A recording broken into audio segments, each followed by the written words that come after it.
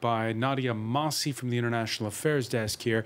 Nadia, what's the latest? And we're getting, again, as we see the steady drip of revelations, where are they coming from? Are they verified?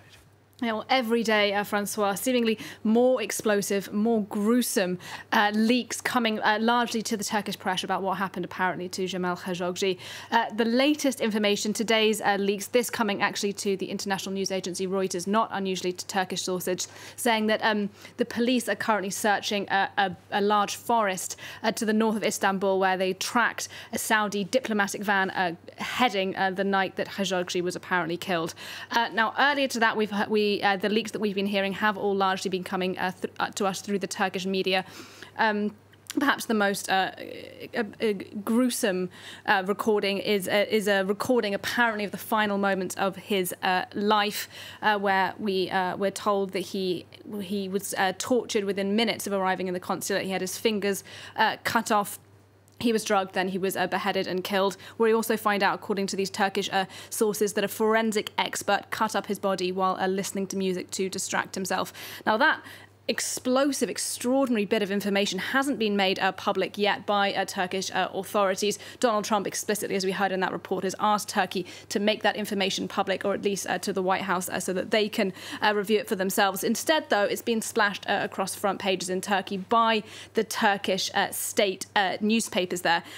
And that's similar to the way that much of this story has become available to the public in the past couple of weeks or so. So we haven't heard in over 2 weeks Turkey's president directly accuse Saudi Arabia of killing Jamal Khashoggi, but there's this steady stream of leaks coming out. What is Turkey's plan here? What do they want? Yeah, and that's one of the things that's been really interesting here, is that we haven't heard unequivocally from Recep Tayyip Erdogan saying he was murdered and here's the evidence, I'm going to bring it before you. Instead, we've had, as you said, that drip, drip, drip of leaks. Now, why is the Turkish government doing that? Well, for one thing, that's meant this story has stayed in the headlines every single day, those explosive revelations always at the top of newspapers. And that's meant it's been really hard for the Saudi establishment, for the Crown Prince Mohammed bin Salman, to take control of the narrative, to combat those allegations, because they simply don't know what the next bit of next leak will be that is going to emerge into the public.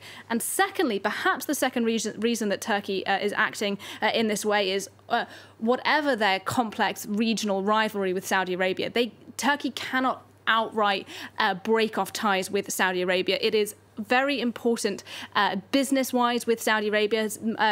Much of its real estate sector is tied up with Saudi Arabia as well. And there are many people who argue that, therefore, it's simply not in Turkey's national interest to throw Saudi Arabia under the bus here. And what we appear to be seeing is this quite measured response from Erdogan.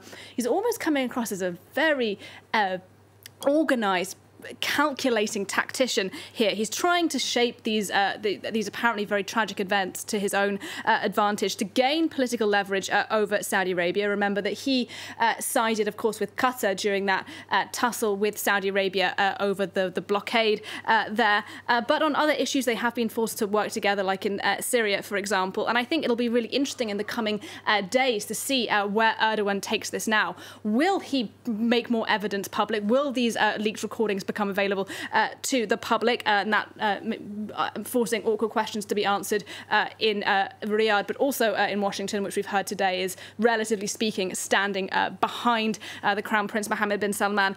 Or will Erdogan continue to keep some of this information close to his chest so that he can use these Saudi miscalculations as bargaining chips in this complicated regional rivalry that's playing out with Saudi Arabia in the region? All right, Nadia Massi, many thanks for that.